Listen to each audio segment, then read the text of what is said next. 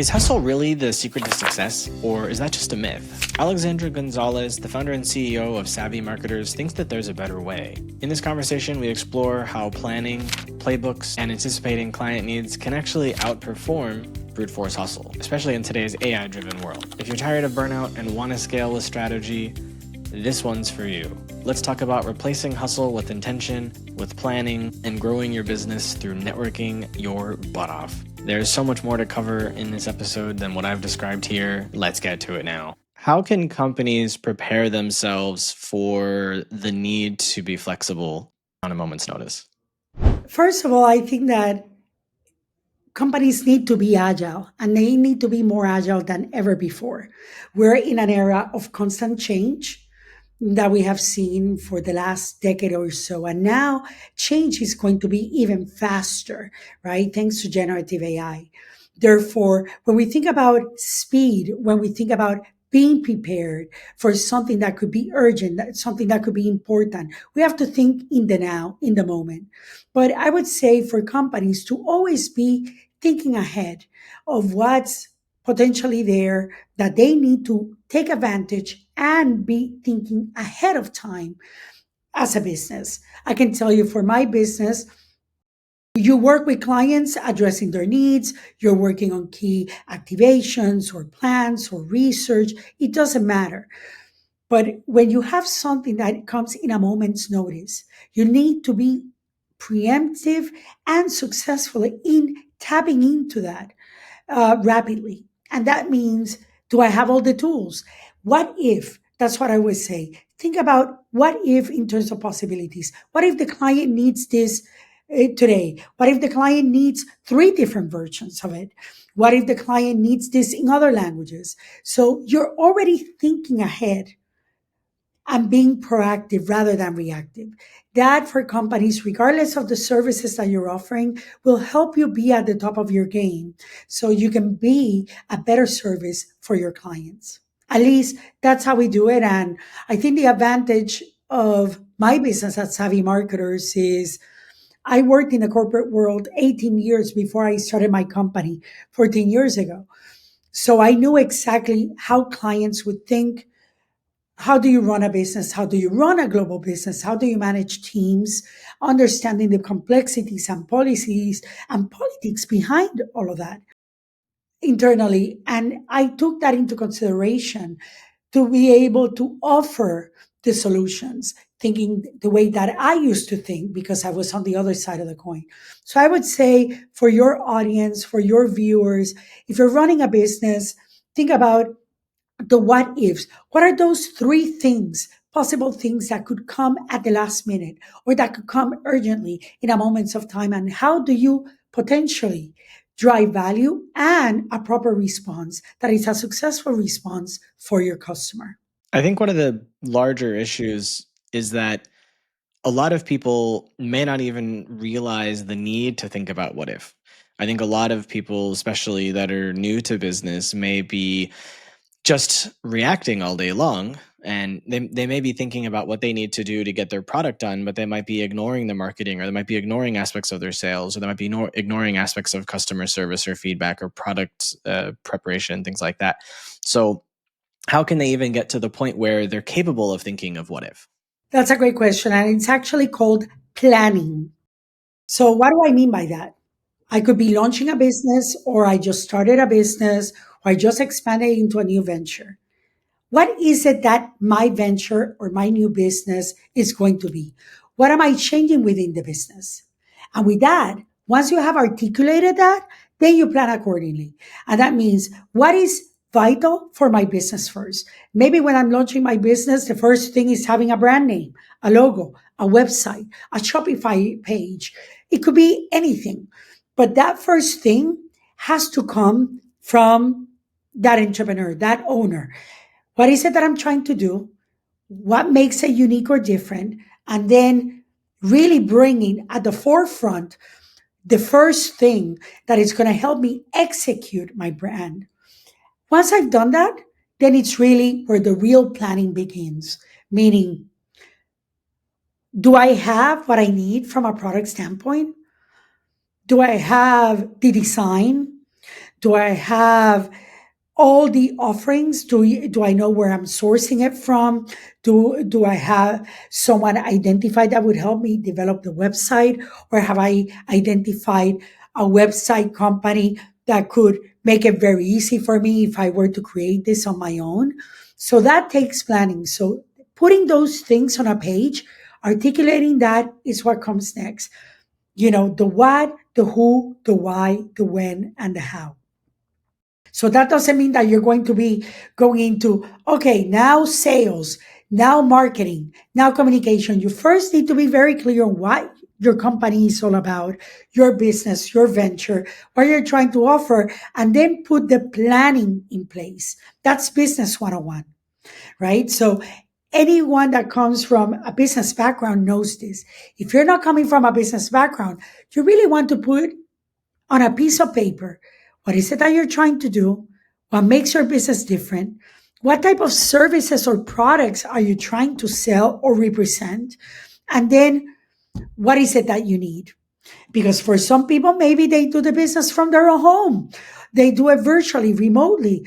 Maybe instead of having employees, they do things on their own and they do it with freelancers. But having that clarity on what you want to do has to come from something that you outline on a piece of paper. So once you have defined that, then you can go into what's important, what's vital. So if I'm offering services and it's, let's say, freelance design services, or I'm going to be providing consulting services, you need to have a website where people will know where you are, right? So having that presence, articulating what you want to appear on that website from a content standpoint is vital. Then updating your LinkedIn page. Then it's really bringing that to people that may not know you or that people that know you so they can help spread the word. Then in the meantime, you may say, okay, I'm thinking of not hiring people, but I want to have some freelancers just in case. So maybe you're going to put some things on Indeed. Maybe you're going to go to freelance.com. Maybe you go to upwork.com. So what you're going to be doing is you're going to be searching online different programs, different companies that could help you, support you in your services. That's part of planning. And then you go into the rest, right? So planning is vital. It's the most important thing to get your business right up and running. What is a playbook that you are willing to share that helps you to bring your clients success that younger startups may not have access to if they can't afford to work with an agency? Well, we have different playbooks, right? And it depends by industry. It depends by type of business. So we work with startups. We also work with many Fortune 500 companies or Fortune 50, Fortune 100 companies. But the playbook will depend first on understanding the brand or what the business is about, understanding their target audience or their customer, or what we call in marketing consumer, right? At a human level, who are we trying to target and why? Why this consumer? Why is this relevant for me? For example, think about that playbook in terms of what the brand is and what the brand is not, providing those guidelines. I could be thinking about a new shampoo.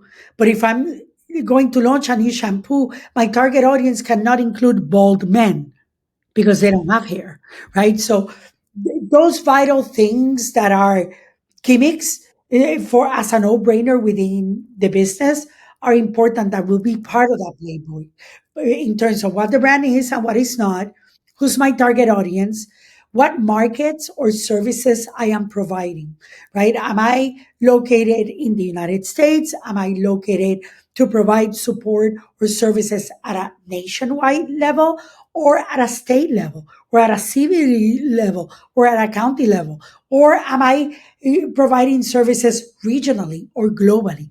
All of that would be on the playbook. Then, very importantly, is how do we bring those services to life? And that's where your capabilities come into place, meaning that pitch deck that is going to help you show yourself in the eyes of others, right? That's very important because that pitch deck is going to be like 5 to 10 slides, maybe a potential video that shows who you are, what makes you better than others that are out there, what your services offer, any certifications, and then really bring in some testimonials, some references, especially if you're starting from scratch and you don't have like clients, really bring in people that will batch for you, right? So that's going to be important as well. So that's kind of the playbook. And then if you're a very established business, it's a little bit different because now you're going into very specific examples on how you go to market, how do you drive success, best practices from different parts of the world that you bring front and center as part of that playbook. And if you're in a different industry, that could be a highly regulated industry, meaning pharma, food and beverages, sexual health, um, or other human health or pet care, or animal health per se. There's other regulations that you need to take into consideration that will be part of the playbook. But those five things are going to be vital: understanding what your brand is and is not, what are you offering that nobody else is offering, where are you based and established, where are you going to provide products or services, who's your target audience, and then who are those people or those organizations that can back you up either with certifications, people that know you that could provide references. You've chosen to work with a lot of Fortune 500 companies and larger. Did you feel able to serve them because of your experience working in corporate, or did you build your own network after with this company? Like, how did you even get those clients? How did you get in front of them? How did you get them to care about you and listen to your pitch? And what was your pitch to them? Well, that's a very good question, and actually a much broader question in the sense of the fact that I, as a marketer, did my bachelor's degree in marketing with a minor in advertising and communication.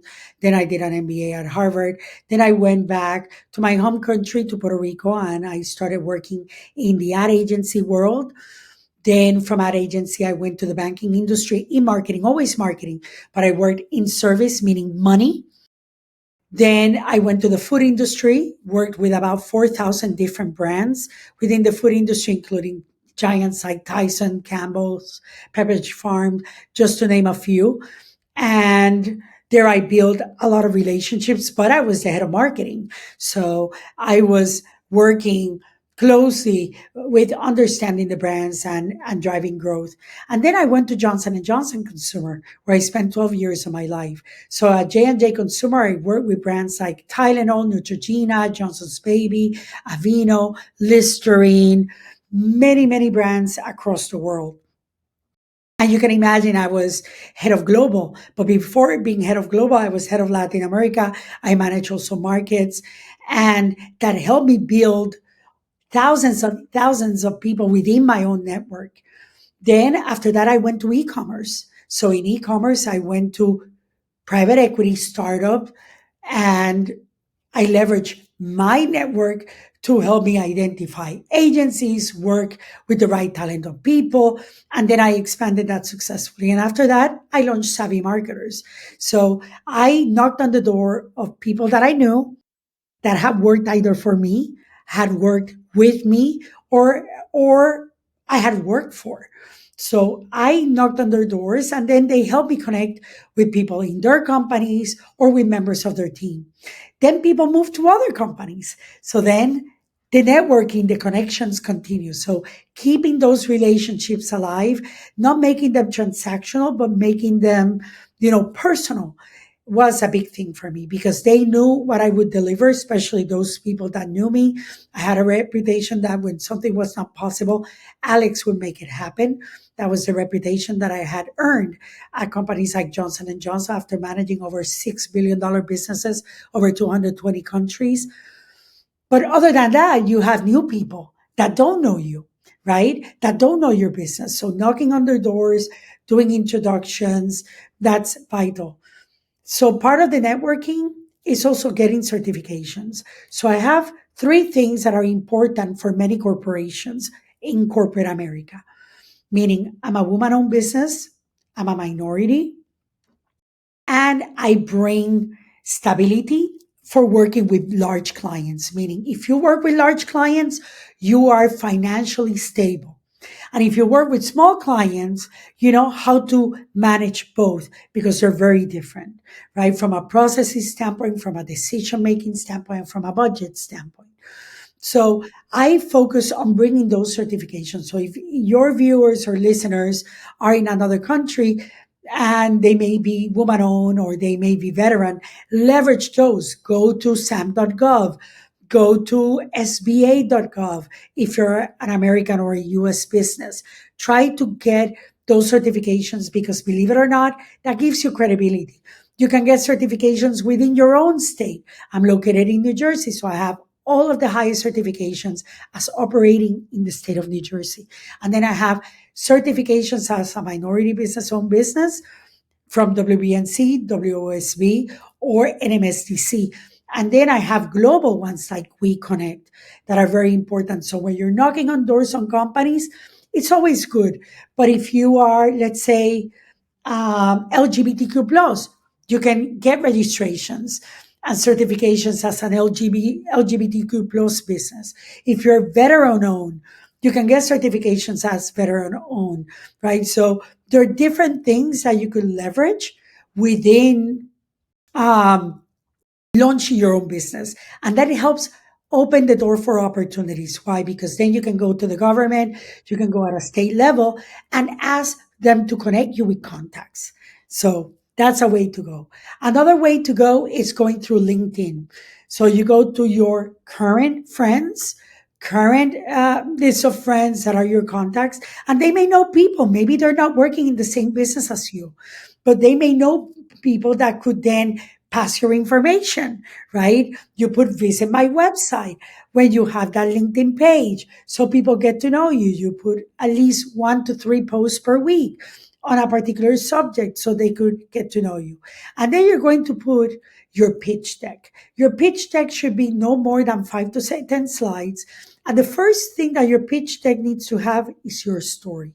Why you? Why this? Why now? That's very important. And then you're going to bring that with what makes her, a summary of what, a 1 or 2 liners on what makes your business what it is, what services do you provide, who are you providing them for, and what you can do for them. You keep it simple. Why? Because people don't have time. People are constantly checking their phones. They're all constantly going through different screens. So you need to make it relevant. You need to make it succinct and you need to make it engaging for them. Why should they respond to you? Think about this. On LinkedIn alone, I get at least 200 emails on LinkedIn a day. And many of them are very generative AI. They haven't even looked at my website. They're offering me services, maybe IT services, headhunting services. So I could think about new hires for my team or whatever. Half of them I ignore, but there could be one that says the right thing or has the right information that I'm going to look at. Okay. So it's important to, when you're going on LinkedIn, have a very clear message. Don't make it generic because people hate generic, especially decision makers. Okay. And then if you're buying a database, when you think about going to different companies, buying a database, going on email, try to request a sample. Be very specific. There's thousands of companies that sell data out there, but a lot out of that database changes. So maybe you want to validate some of those. Go to Rocket Reach just to check. Hey, are those people who they say still at those companies? Because maybe buying the data is going to cost you like 50 or $100 for a few thousand people. It's very cheap. But again, you want to make sure that you get the right data. And then how are you going to communicate and get your message out there personalized? Go and use tools like ActiveCampaign. ActiveCampaign has great algorithms where you put those emails and then you send the emails, you send the links with your capabilities, and you get your message across. So your pitch is something very personal. So you need to make sure that that is part of your story, because then they're going to get to know you at a human level. Not just a company, not just a name, not just a logo, but your story as an entrepreneur. That's crucial, because that's what's going to see them and through, beyond a logo, beyond a name, beyond services. Because let's be honest, there's millions of companies I can tell you about what we do, millions of companies that may offer similar services, but not everything that we do. And that's what makes us unique, right? We're a one stop shop. We have our proprietary AI that we've been using since 2017. We have the highest certifications as a small business. But in addition to that, we were named one of the top 5 most disruptive companies at the forefront of innovation in the United States. So as you hear me talk, I am saying there could be many companies, hundreds, millions out there that could be providing agency creative services, marketing services. But do they provide what we provide? No. That's what makes us unique. So you can tell a story and then bring it. My story, just to use as reference, I was a marketer, very happy running multi-billion dollar businesses. But I became pregnant with premature twins that all doctors told me to abort. My 2 grandmothers had passed away 4 weeks apart, and I knew that I was having twins. It was a spiritual experience. And I decided if they're okay, I'm going to fight for them, because I'm literally all they've got, because they're inside of me. And that gave me a sense of resilience, Sean, that inspired me to go on my own and open my own business. Did I think that I was going to be an entrepreneur while I was in the corporate world? No.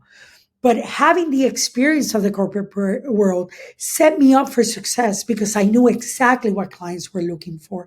I knew what worked and what didn't work on an agency side, because I experienced it as a client. So I wanted to make sure that whatever I was creating was really providing tremendous value to our customers. And that's what has helped us succeed and continue to grow every year. Now, at the same time, when you think about pitches, think about and look out there. Look at what your competitors are offering. And there is a very famous saying that comes from a very important and one of my favorite books, for the 48 Laws of Power, that says keep your friends close, but your enemies closer. Meaning you need to understand your competitor. What companies, what people out there are offering similar services? How are they positioning themselves? That's going to help set you up for success rather than failure.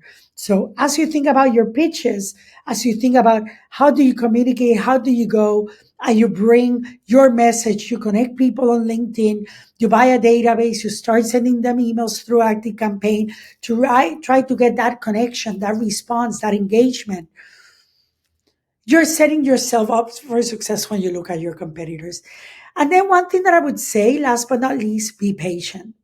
A lot of companies, when you're using Active Campaign, when you go on LinkedIn, they're receiving hundreds of emails. So make yourself relevant, but also be patient. But because not everyone is going to reply to you immediately.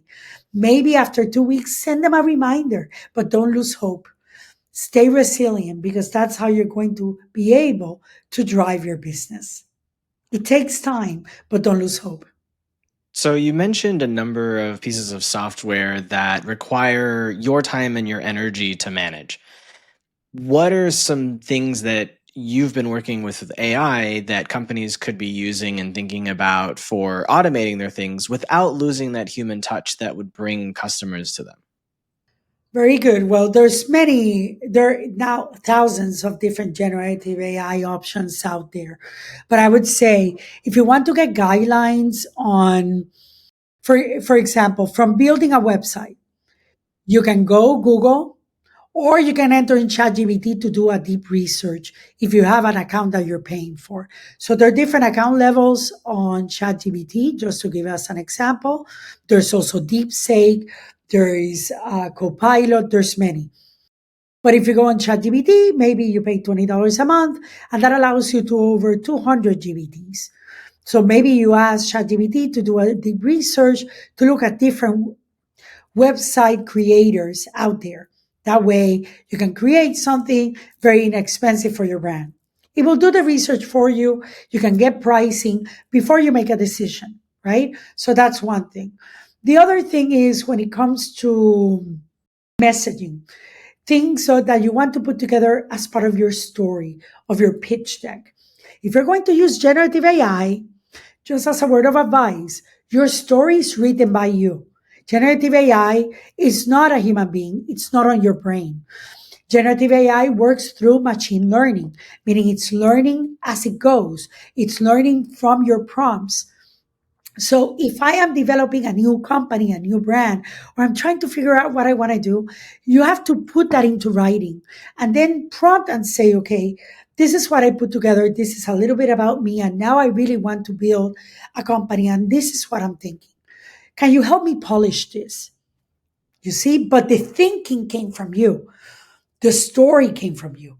And then you leverage generative AI to help polish it for you, to give you inputs. Now, generative AI is going to come back in a second, except when it's deep research, it takes longer. It could take 10, 30 minutes. It depends on the type of deep research, if it's one market, if it's globally, if you're looking across different segments, all that. But once you have done that deep research, or once you have put together your preliminary story and pitch, then you want to prompt generative AI to help you make it better. Once you prompt generative AI to make it better, then you don't want to take the first thing that it gives you. Then challenge it. Remember, generative AI makes a lot of mistakes. I can tell you from market research, looking at different statistical data, very complicated data that ChatGPT should be great at, on machine learning, it makes a lot of mistakes, right? So knowing your data is vital. I know my data. So I know when to tell it you're wrong. And then it comes back and say, oh, you're absolutely right. My apologies. You were right. Here's the data. But when it comes to your story and building a narrative, it's your story. Don't have a machine tell the story for you. Take the time, take the space. I know it's going to be time consuming, but work on your story, work on your narrative, and then have generative AI, if you wish so, polish it for you. And then just don't go with the first one. Then ask for something better after you have read it. Then for a third one, at least at the third time, it's going to get to know you a little bit more. So when it comes to pitches, when it comes to your narrative, you have to come up with your pitch, with your story, with your narrative. Generative AI is going to help you polish it, but you need to provide guidance and inputs. You can't just say this. If you're targeting particular clients, maybe you say, okay, now can you help me polish this as if I were going to startup companies? Now, can you help me polish this as if I were going to startups that are focused on education, startups that are focused on consumer packaged goods, startups that are focused on technology, startups that are focusing on HR or IT, or consumer packaged goods or pharmaceutical companies? So when you tell it to tailor it, that's going to be vital because you want to tailor it and make it personable. And that's how you can leverage AI tools. Now, there's thousands of AI tools out there. I, of course, mentioned some of the most common ones, but doing that research is going to be crucial. And don't just use Google. Google has a lot of AI embedded now, but look at ChatGPT, look at DeepSeek, look at Copilot. I would say the best one of all of them is ChatGPT and then DeepSeek. That's for sure, because that's where a lot of the resources are coming from. And many GPTs come from ChatGPT. Many other generative AIs come from ChatGPT, from OpenAI, but there's new ones coming in every single day. And then, word of advice for your audience, don't put anything confidential on generative AI. Please, it's your information. Don't say, hey, I earned this amount of money. I'm planning on doing this. I'm planning on charging. Ask generative AI to do a deep research. Hey, what do companies similar to mine that offer similar services to mine charge? What are those average numbers? What are those estimates? Have it do the work for you in terms of doing the deep research. But don't put anything confidential. Don't put anything confidential from a client that you're working on. Don't put anything confidential for your business, meaning financials, data information, because guess what? Once you put it on generative AI and you put it on the internet, anybody can get it. Okay. And then one thing that I would recommend, I know DeepSeek is very good, but if you want to keep your data private, make sure that you're not using other sites outside of the United States, okay? Because data is not private in those countries. And then one more thing that I would say, if you're going to use ChatGPT, don't use the free version. Anybody can see whatever you put there, okay? Because it's beta mode. Go at least with the $20 a month. And then if you're going to use confidential data, meaning things that you want enterprise or your teams, then you're going to get enterprise accounts, meaning that all your information is encrypted, and not even OpenAI or ChatGPT can disclose it. So keep that in mind. Do your due diligence, put your story, work on your narrative, and make sure that you're not putting anything confidential that could put your business at risk.